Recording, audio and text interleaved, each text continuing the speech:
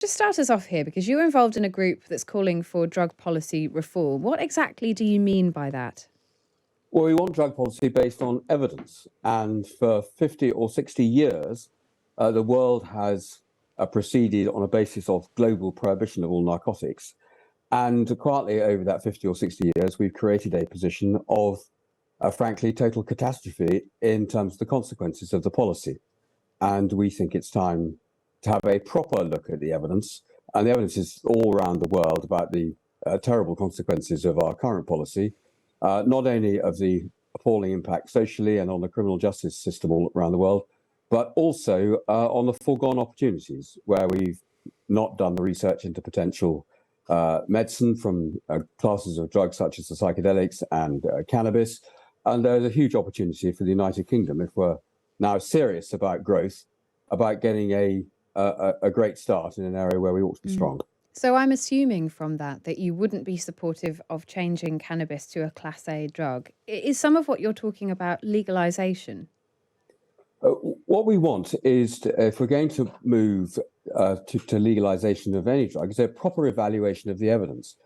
What the government needs to equip itself with is the capacity to evaluate that evidence. Now, in the cannabis area, there is a great deal of expertise all around the world.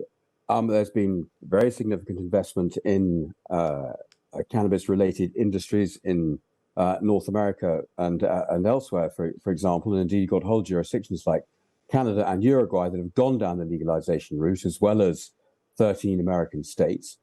And what we ought to be doing is looking at their experience, because it's almost certain that the status quo is about the worst position to be in. So you must be quite concerned then to hear that the Home Secretary is considering making it a Class A drug, essentially putting people in prison for being in possession of cannabis. And we know that the police, at an operational level, are absolutely against policy in that place. And so when you've got the police operationally against not only arresting for possession for cannabis, but almost anything, but trying to divert people into treatment rather than having them ensnared in a supply chain that we have made entirely criminal, then what we ought to be doing is looking at the evidence that's available to us from all over the world for all different types of drugs, and trying to proceed to policy based on evidence, not on simple belief. Do you think that drugs policy should belong in the Department for Health and not in the Home Office, where the focus really is on policing it, making it a criminal offence, putting people in prison?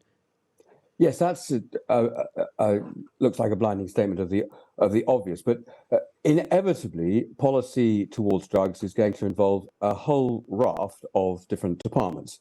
And whilst the government has improved its approach to drugs policy recently with the creation of the JCDU, that is led by the Home Office, and absent from the table is the Business Department, is the Environment Department, where there's a significant benefit to be gained by the growing of hemp, for example, which once upon a time used to be compulsory in England in order to provide rope for the Royal Navy.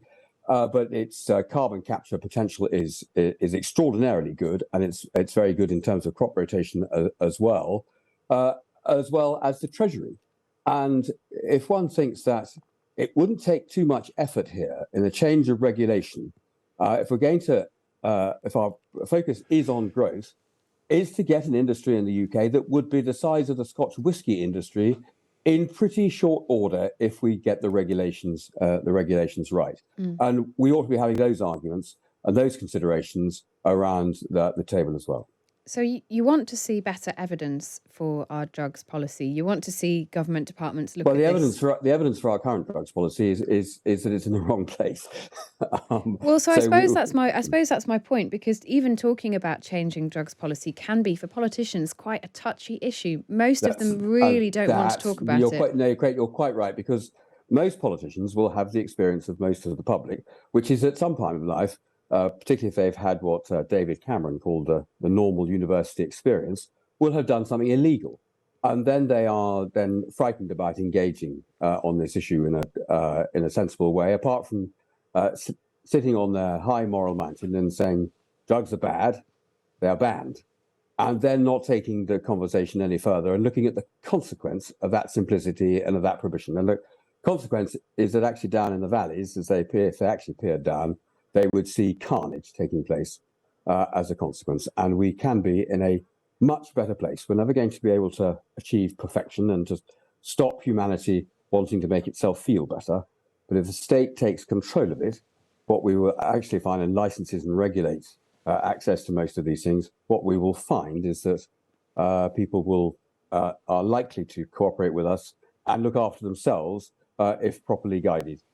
And that sounds like something, I mean, given what Liz Truss has been saying about not wanting to nanny people and give them too much advice about how to live their lives, do you think that's something that she would be open to?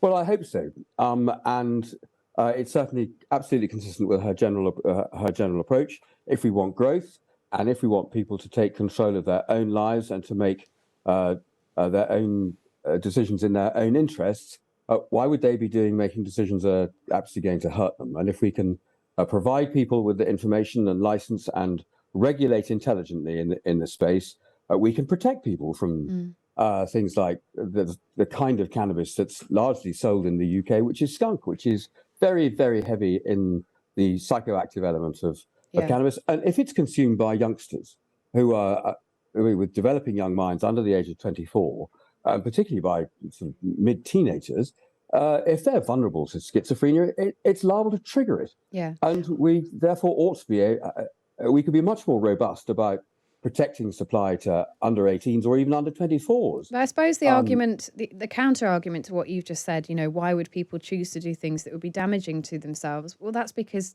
often people who are taking drugs are addicted. They can't make those rational choices because they're not capable of doing that.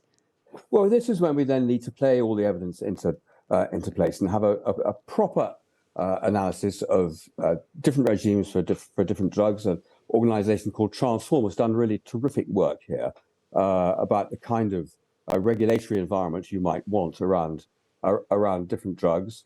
And the truth is, there is a sort of standard, is that 90% of users of most drugs are non-problematic. They don't get themselves into trouble with it.